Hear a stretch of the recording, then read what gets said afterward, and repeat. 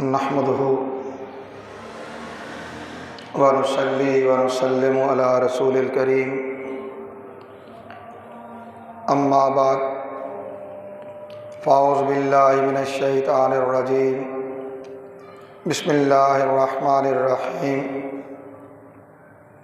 लितुअमिनु बिल्लाहि व रसूलिहि व तुअज़्ज़िरूहु व तुअक्किरूहु व तुसब्बिहूहु बुक्रतन व असीला।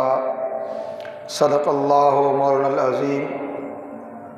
इन्नल्लाह व मलाइकतहु युसल्लूना अलन नबी या अय्युहल्लज़ीना आमनू सल्लु अलैहि व सल्लिमू तस्लीमा। अस्सलातु वस्सलामु अलैका या सय्यदी या रसूलल्लाह व अला आलिका व अस्हाबिका या सय्यदी या हबीबल्लाह। अस्सलातु वस्सलामु अलैका या सय्यदी या ख़त्मल मुरसलीन व अला आलिका व अस्हाबिका या सय्यदी या रहमतल लिल आलमीन। अल्लाह रब्बुल इज़्ज़त की हम्द व सना और उसके प्यारे हबीब हुज़ूर अहमद मुज्तबा मुहम्मद मुस्तफ़ा अलैहि तय्यत व सना की बारगाह बेकस पनाह में हदियाए दुरूद व सलाम के बाद हाज़रीन व सामीन मोहतरम, अल्लाह रब्बुल इज़्ज़त का बेपाया फ़ज़ल व एहसान है जिसकी तौफ़ीक़ से हम जुम्मत मुबारक की इन बाबरकत साअतों में अल्लाह के घर में हाज़िर हैं। उन्वाने गुफ्तगू के तौर पे सूरह फ़तह की आयत 9 की तिलावत का शरफ़ हासिल किया, जिसमें अल्लाह रब्बुल इज़्ज़त ने इरशाद फरमाया लितुअमिनु बिल्लाहि व रसूलिहि, और इसलिए कि तुम अल्लाह पर और उसके रसूल सल्लल्लाहु अलैहि वसल्लम पर ईमान लाओ। व तुअज़्ज़िरूहु व तुअक्किरूहु, और हद से बढ़कर आप सल्लल्लाहु अलैहि वसल्लम की ताज़ीम व अदब करो और आपकी तौक़ीर करो। व तुसब्बिहूहु बुक्रतन व असीला, और सुबह शाम अल्लाह ताला की तस्बीह करो। गुज़िश्ता जुम्मत मुबारक पे कुछ मारूज़ात हुस्न अदब के हवाले से आपके गोशदार की थी, और मौजू ये था कि दीन सारे का सारा अदब है। दीन सारे का सारा अदब है। तो आज की गुफ्तगू भी इसी मौजू की एक कड़ी है, ताकि हम ये जान सकें कि हम जिस दीन के पैरोकार हैं, जिस दीन के मानने वाले हैं, उस दीन ने अदब को क्या अहमियत दी है। और इस हवाले से हज़रत बहाउद्दीन नक्शबंद रहमतुल्लाह ताला अलैह का कौल भी मैंने अर्ज़ किया था, जो आपने फरमाया अत्तरीक़ु कुल्लुहु अदब, कि दीन सारे का सारा अदब है। दीन सारे का सारा अदब है। और हज़रत मुजद्दिद अल-फ़सानी शेख अहमद सरहंदी रहमतुल्लाह ताला अलैह, आपने फरमाया कि दीन सारे का सारा अदब है, और मिसल मशहूर है कि कोई बेअदब रब ताला तक नहीं पहुंच सकता, हक ताला को नहीं पा सकता। और अभी हमने कुरान पाक से भी लिया व तुअज़्ज़िरूहु व तुअक्किरूहु, تم رسول صلی اللہ علیہ وسلم کا ادب حد سے بڑھ کر کرنے والے ہو اور آپ کی توقیر حد سے بڑھ کے کرنے والے ہو۔ اب یہ بڑی سیدھی اور سادہ بات ہے، ہم تک دین پہنچا ہے صحابہ کرام اور اہل بیت اطہار کے طریق سے، اور انہوں نے دین سیکھا ہے رسول کونین صلی اللہ علیہ وسلم کی بارگاہ سے۔ اور جب ہم دین کی بات کرتے ہیں تو دین کے بنیادی ماخذ دو، ایک قرآن اور دوسرا رسول صلی اللہ علیہ وسلم کی حدیث۔ آپ کی سنت ہے، آپ کی حدیث ہے، اور جب حدیث میں آ جائیں جو کچھ آپ نے فرمایا وہ دین ہے۔ بنیادی بات کو سمجھ لیں، جو کچھ آپ نے فرمایا وہ دین ہے، جو کچھ آپ نے کیا وہ دین ہے، اور جو کچھ آپ کے سامنے کیا گیا اور آپ نے اس سے منع نہیں فرمایا وہ بھی دین ہے۔ وہ بھی کیا ہے؟ دین۔ اور آج ہمیں اس حوالے سے جاننا اور سمجھنا ہے کہ ادب سارے کا سارا دین ہے اور دین سارے کا سارا ادب کا نام۔ دین سارے کا سارا ادب کا نام ہے، اور جس سے ادب نکل گیا گویا کہ وہ دین سے بھی خالی ہو گئے۔ میں یہاں امام شافعی رحمۃ اللہ تعالی علیہ ان کا قول ایک آپ کے گوش گزار کرنا چاہوں گا۔ آپ نے فرمایا جس نے دین کا علم صرف کتابوں سے لیا، جس نے دین کا علم صرف کتابوں سے لیا اور اکابر اساتذہ سے فن در فن دین نہیں سیکھا، اس نے دین کے احکام کو ضائع کر دیا۔ اسے دین کے حکام کو ضائع کر دیا۔ کیوں؟ ادب استاد کے پاس دین کے سیکھنے سے عبارت ہے۔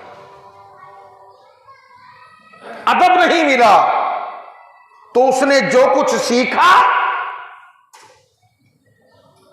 فنی طور پہ، جو کچھ پڑھا فنی طور پہ ان امور سے وہ آگاہ نہیں، لہذا نہ تو اسے ادب نصیب ہوا کہ سیکھ سکے، اور نہ پھر وہ کوئی بات ادب کی کرنے والا ہوتا ہے۔ اور ادب سے خالی دین، ادب سے خالی دین سمجھ لیں کہ وہ کچھ بھی نہیں ہے۔ وہ ایک ڈھانچہ سا ضرور ہے، ایک ڈھانچہ ضرور ہے کہ دیکھنے والا جانے یہ نمازیں بھی پڑھتا ہے، روزے بھی رکھتا ہے، حج بھی کرتا ہے، صدقہ و زکوٰۃ خیرات بھی سارا کچھ کرتا ہے، عمل میں بہت آگے ہے، لیکن ادب سے خالی ہے، تو یہی سمجھ لیں انسان گویا مغز سے خالی ہے۔ تو شکل و صورت تو انسانوں والی ہے مگر بھیجا نہیں ہے۔ اب میں صرف بہت سی باتیں آپ نے سن رکھی بھی ہیں، میں نے خود بھی عرض کی ہیں آپ کے، اشارتاً کچھ آگے بڑھتے ہیں۔ صلح حدیبیہ کا وقت ہے، حضرت عروہ ابن مسعود وہ راوی ہیں، کفار و مشرکین مکہ کے سفیر بن کر آئے ہیں، ابھی مسلمان نہیں ہوئے تھے، بعد میں اسلام قبول کیا اور پھر یہ ساری منظر کشی کی۔ آئے تھے سفیر بن کر مسلمانوں کے حالات معاملات کو دیکھنے کے لیے، واپس گئے تو اہل مکہ کو جا کر کیا کہا؟ اے کفار مکہ، تم میری بات مانو، تم میری بات مانو، میں کیسر و کسرا کے دربار میں بھی گیا، میں نجاشی کے دربار میں بھی گیا، میں نے وہ منظر جو صحابہ کرام کا رسول کریم صلی اللہ علیہ وسلم کی ذات کے ساتھ وابستگی کا ہے کہیں نہیں دیکھا۔ اور میں تمہیں بتا رہا ہوں کہ رسول صلی اللہ علیہ وسلم محمد، ان کے صحابہ جس قدر اپنے نبی سے محبت کرتے ہیں اور ان کا ادب کرتے ہیں، تم ان کا مقابلہ نہیں کر سکو گے۔ ان کا ہوا کیا؟ ہوا کیا؟ عروہ بن مسعود نے کہا کہ میں نے دیکھا کہ محمد جب بات کرتے ہیں تو ان کے ساتھ اس طرح ہمتن گوش ہو کر سراپا ادب ہو کر بیٹھتے ہیں گویا ان کے سروں پر پرندے ہیں، وہ ہلکی سی بھی جنبش کریں گے تو پرندے اڑ جائیں گے، اتنے انہماک سے وہ اپنے نبی کی بات سنتے ہیں۔ پھر ان کے نبی وضو کرتے ہیں تو صحابہ ان کے گردا گرد جمع ہو جاتے ہیں اور اپنے ہاتھوں کے فرش بچھا دیتے ہیں، اور ان کے وضو کا ایک قطرہ پانی بھی زمین پر گرنے نہیں دیتے۔ اس نے کہا میں نے دیکھا کہ وہ رسول صلی اللہ علیہ وآلہ وسلم جب اپنا لعاب دہن مبارک پھینکتے ہیں، اپنا لعاب دہن مبارک پھینکتے ہیں تو آگے بڑھ کر وہی لعاب دہن کسی نہ کسی صحابی کی تلی پر ہوتا، ان کے ہاتھوں پر ہوتا، اور وہ اسے اپنے ہاتھوں پہ مل کے اپنے چہروں پر اپنے سینوں پہ مل لیتے ہیں۔ اور جسے آپ صلی اللہ علیہ وسلم کے وضو کا پانی نصیب نہیں ہوتا تو وہ دوسرے ساتھی کے ہاتھ پر اپنا ہاتھ مل کے اسے اپنے چہرے پہ اپنے سینے پہ مل لیتے ہیں۔ تو جس نبی کے صحابہ کو اپنے نبی کے وضو کا ایک پانی کا قطرہ زمین پر گرنا گوارا نہیں، وہ کیسے گوارا کریں گے کہ ان کے نبی کا خون بہا سکو؟ تو اور یہ بات ذہن نشین کر لیں کہ صلح حدیبیہ کے موقع پر 1450-1500 صحابہ کرام موجود ہیں، اور یہ ان کا عمل ہے۔ اب اگلی بات جو میں نے شروع میں کی، صحابہ نے یہ کام کیا، اللہ کے نبی صلی اللہ علیہ وآلہ وسلم نے ان کو روکا نہیں ہے، منع نہیں کیا۔ اس کا مطلب یہ ہے صحابہ نے تو حسن ادب اور حسن محبت میں اپنے نبی کے ساتھ اس عقیدت کا اظہار کیا۔ اللہ کے نبی نے منع نہیں کیا، جانتے تھے دین یہی ہے کہ اپنے نبی سے یہ تعلق ہو۔ اور حضرت انس بن مالک رضی اللہ تعالیٰ عنہ وہ روایت کرتے ہیں کہ رسول کریم صلی اللہ علیہ وآلہ وسلم جب ہلاک سے حجام اس سے ہلک کرواتے، اپنی حجامت بنواتے، تو صحابہ کرام اپنے ہاتھ نیچے بچھا دیتے اور گویا آپ کا طواف کرتے، اور حجام آپ کے بال کاٹتا تو وہ بال ان کے ہاتھوں پر ہوتے اور وہ ان کو سنبھال لیتے، اور وہ ان کو سنبھال لیتے۔ اور حضرت خالد بن ولید رضی اللہ تعالیٰ عنہ، ایک جنگ کا منظر ہے، سپہ سالار کے طور پر گئے ہیں، جنگ ہو رہی ہے، تلواریں چل رہی ہیں، نیزے چل رہے ہیں، تیر چل رہے ہیں، تیروں کی بچھاڑ ہو رہی ہے، مگر وہ اپنی سواری سے اتر کر ادھر ادھر بھاگ دوڑ کر رہے ہیں۔ ادھر ادھر بھاگ دوڑ کر رہے ہیں، گویا کچھ تلاش کر رہے ہیں۔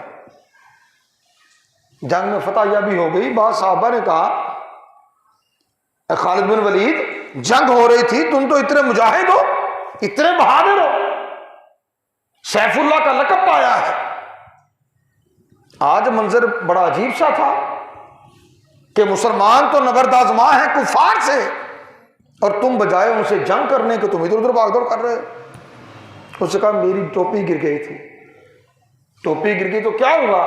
کا ٹوپی کا تو مسئلہ کوئی نہیں تھا، مگر اس میں میرے نبی صلی اللہ علیہ وسلم کے منہ مبارک، آپ کے بال وہ سلے ہوئے تھے، اور میں نہیں چاہتا تھا کہ وہ ٹوپی کسی کافر کے ہاتھ لگے اور وہ اللہ کے نبی کے منہ مبارک ہی بے ادبی کرتے ہیں۔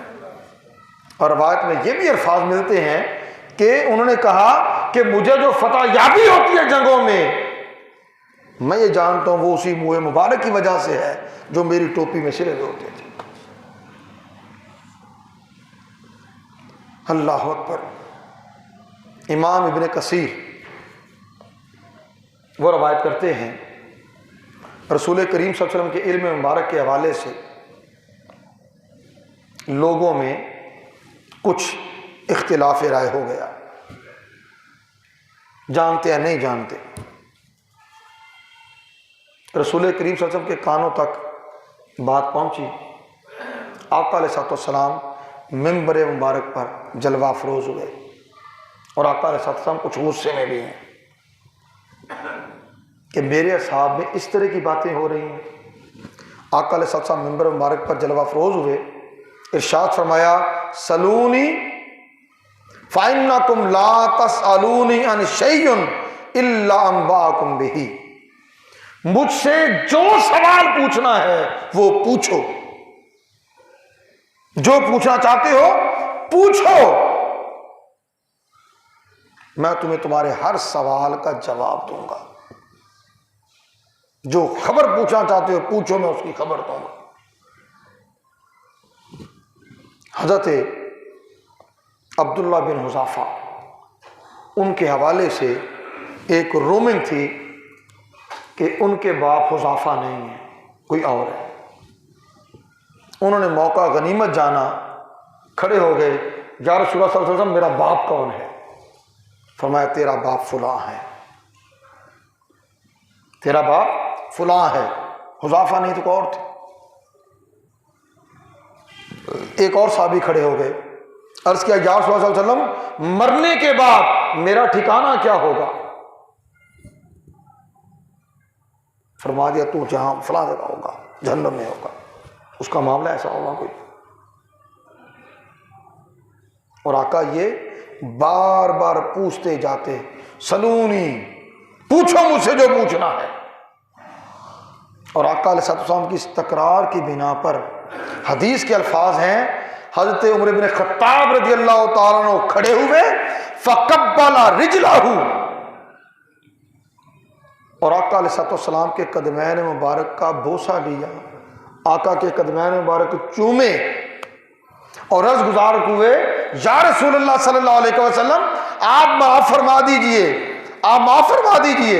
اور امام بخاری نے کہا ان کا وہ کرنا کیا تھا، تقبیل الید والرجل، وہ آقا علیہ السلام کے ہاتھ چومنے لگے، آقا کے قدم چومنے لگے اور زاروں قطار رونے لگے، آقا معاف فرما دیجئے، آقا معاف فرما دیجئے، آقا معاف فرما دیجئے۔ رضینا باللہ ربا وبالاسلام دینا وبمحمد نبیا، یا رسول اللہ صلی اللہ علیہ وسلم ہم اللہ کے رب ہونے پر راضی، اسلام کے دین ہونے پر راضی، آپ محمد صلی اللہ علیہ وسلم کے اپنے نبی ہونے پر راضی، آقا معاف فرما دیں۔ یہ کیا ہے؟ ادب۔ حضرت ابی ہریرہ رضی اللہ تعالیٰ عنہ وہ بیان کرتے ہیں کہ سردیوں کی ٹھٹھرتی رات تھی، سردیوں کی ٹھٹھرتی رات تھی اور مجھے غسل کی حاجت تھی، مجھے غسل کی حاجت تھی، تو میں نے اس خوف سے کہ چونکہ میں جنابت کی حالت میں ہوں، مجھ پر کہیں رسول صلی اللہ علیہ وسلم کی نظر نہ پڑ جائے، اس حال میں نظر نہ پڑ جائے کہ میرا جسم پاک نہیں ہے، کہتے ہیں میں اٹھا تو میں معمول کے راستے سے میں نے راستہ بدل لیا تاکہ آپ کی نظر مجھ پر نہ پڑے،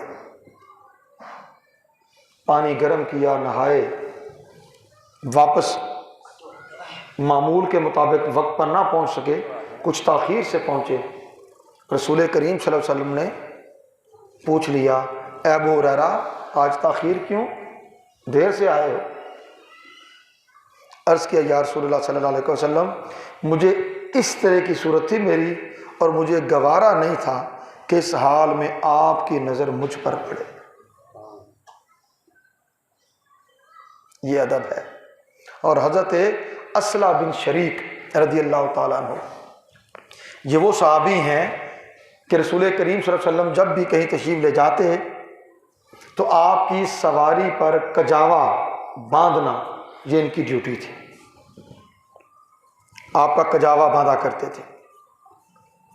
وہ کہہ رہے ہیں کہ ایک سفر میں ایسا ہوا کہ مجھے غسل کی حاجت ہوگی. توجہ کریں یار، مجھے غسل کی حاجت ہوگی. رات کا وقت تھا، سردی بھی شدید تھی، میں تھوڑا بیمار بھی تھا. تو مجھے اندیشہ ہوا کہ اتنے ٹھنڈے پانی سے اگر میں نے غسل کر لیا میری بیماری بڑھ جائے گی یا میں مر جاؤں گا. حدیث کے الفاظ ہے میری بیماری بڑھ جائے گی یا میں مر جاؤں گا. سو کہتے ہیں کہ میں رات کے اندھیرے میں ہی نکلا کہ وہ لکڑی تلاش کریں. ظاہر وہ دور اور ہے، زمانہ اور ہے، تلاش کرو، پانی گرم کرو پھر غسل کر سکو. کہتے ہیں اتنا سارا کچھ کرتے کراتے مجھے کچھ دیر ہو گئی. اتنے میں رسول کریم صلی اللہ علیہ وسلم کی روانگی کا وقت ہو گیا. کہتے ہیں میں نے ایک اور اپنے ساتھی سے کہا کہ رسول صلی اللہ علیہ وسلم کا کجاوا باندھ دینا، آپ کا کجاوا باندھ دینا. آقا علیہ السلام روانہ ہو گئے. کہتے ہیں میں بھی فارغ ہو کر تیزی سے آپ سے جا ملا. آقا علیہ السلام کے پاس پہنچا تو حضور نے فرمایا اے اصلہ آج کجاوا صحیح نہیں بندھا. جس طرح سیٹ تم باندھا کرتے تھے پہلے، کجاوا لگایا کرتے تھے، کجاوا سمجھتے ہیں نا، اونٹ پر باندھا جانے والا وہ سیٹ کہہ لیں جس پر سواری بیٹھتی بھی ہے اور اپنا سامان بھی ساتھ رکھتی ہے. آج کجاوا ٹھیک نہیں بندھا. عرض گزار ہو یا رسول اللہ میری یہ کیفیت تھی اور مجھے گوارا نہ ہوا کہ میں حالت ناپاکی میں آپ کے کجاوے کو ہاتھ بھی لگاؤں، اس کو چھوؤں. یا اللہ اکبر. سو یہ کجاوا میں نے نہیں باندھا، کسی اور سے کہا تھا، اس نے باندھا. ہائے ہائے ہائے. میں تو عثمان غنی رضی اللہ تعالیٰ عنہ صلح حدیبیہ کا ہی وقت ہے، مسلمانوں کے سفیر بن کر مکہ جاتے ہیں. صحن کعبہ میں ہیں. کفار و مشرکین مکہ نے کہا ہم تمہارے نبی محمد صلی اللہ علیہ وسلم کو تو یہ اجازت نہیں دیتے کہ وہ کعبے کا طواف کریں. ہاں تم آئے ہوئے ہو، وہ سامنے اللہ کا گھر ہے، تیرے لیے اجازت ہے کہ طواف کر لو. حضرت عثمان غنی رضی اللہ تعالیٰ نے صاف انکار کر دیا. فرمایا میں تو محمد صلی اللہ علیہ وسلم کے بغیر کعبے کا طواف نہیں کروں گا. اسے بھی خلاف ادب جانا. یہ ادب ہے جو اللہ کے نبی کے ساتھ صحابہ کا تھا. حضرت مغیرہ بن ربیعہ وہ بیان کرتے ہیں، کہتے عباس بن عبد المطلب رسول کریم صلی اللہ علیہ وسلم کے چچا، ان سے پوچھا گیا رسول صلی اللہ علیہ وسلم بڑے ہیں یا آپ بڑے ہیں؟ توجہ کیجئے گا، رسول صلی اللہ علیہ وسلم بڑے ہیں یا آپ بڑے ہیں؟ اب سائل کا سوال تو ظاہر عمر کے بارے میں ہے کہ عمر میں کون بڑا ہے. جواب سنیے اور ادب سیکھیے. رسول کریم صلی اللہ علیہ وسلم کے چچا حضرت عباس ابن عبد المطلب وہ کہنے لگے بڑے تو رسول صلی اللہ علیہ وسلم ہیں، میں پیدا پہلے ہو گیا تھا. بڑے تو وہی ہیں، میں پیدا پہلے ہو گیا تھا. اور حضرت برا بن عازب رضی اللہ تعالیٰ عنہ ان سے پوچھا گیا کہ جائز جانوروں میں وہ کون سے جانور ہیں جن کی قربانی اللہ کے نبی صلی اللہ علیہ وسلم فرمایا کہ ان جانوروں کی قربانی کر لیا کرو. حضرت برا بن عازب رضی اللہ تعالیٰ عنہ 4 جانور اللہ کے نبی نے بتائے. آپ نے ہاتھ بلند کیا، یوں 4 انگلیاں اونچی کی. ابھی جانور گنوائے نہیں کہ وہ اونٹ ہے، گائے ہے، بکرا ہے، یہ چھترا ہے، مینڈا. ابھی جانور گنوائے نہیں، ہاتھ بلند کیے.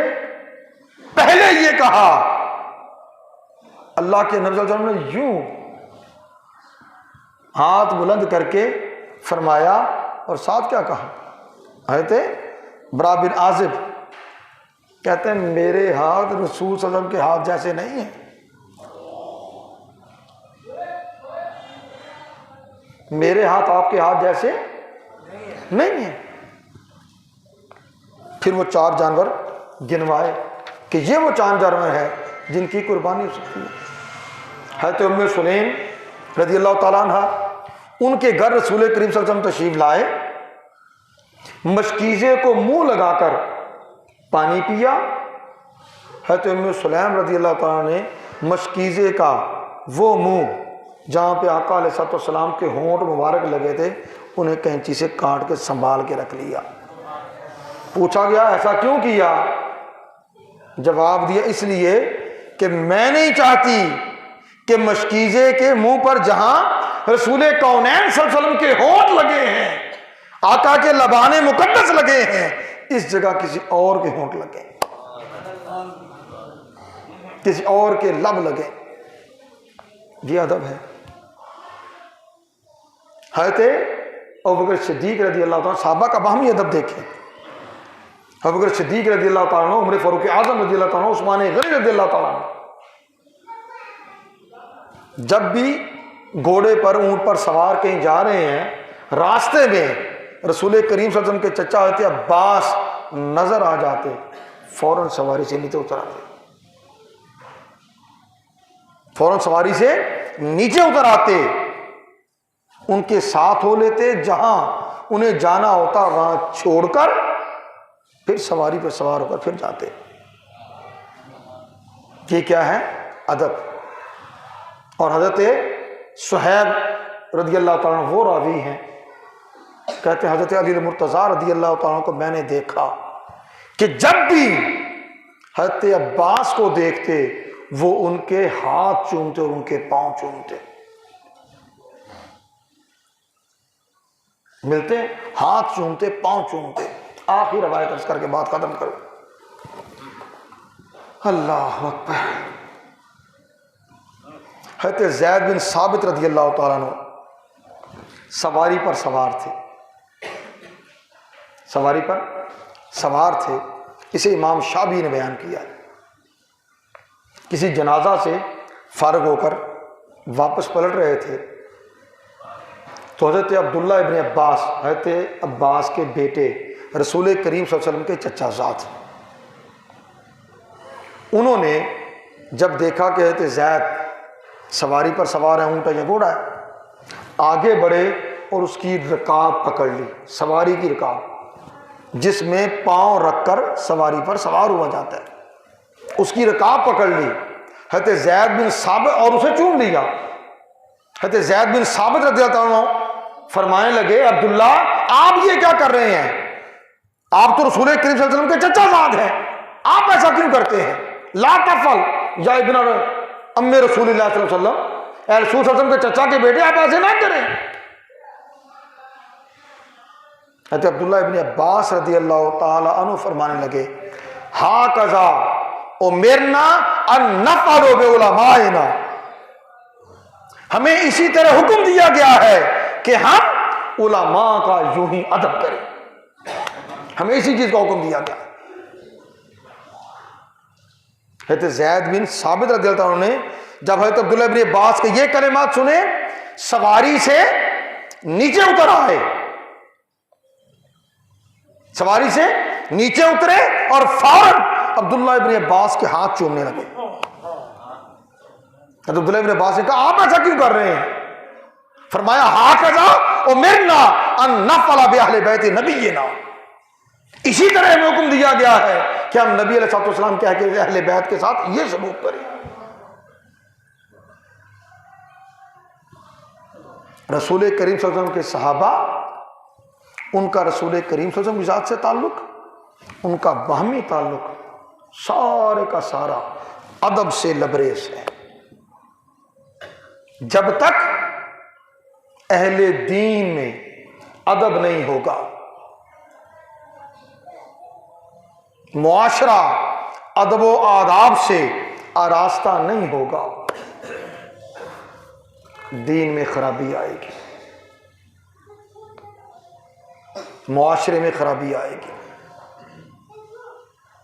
سو لازم ہے کہ وہ دین جو اللہ کے نبی سے صحابہ نے سیکھا، اہل بیت اطہار نے سیکھا، تابعین تبع تابعین نے سیکھا، ہمارے اکابر ائمہ اسلاف نے سیکھا، محدثین نے، فقہاء نے، اولیاء نے سیکھا، اور جو نسل در نسل وہ دین ہم تک پہنچا، اس دین کی پیروی کریں، اس دین کو جانیں اور اسی دین کو مانیں کہ اسی میں ادب ہے۔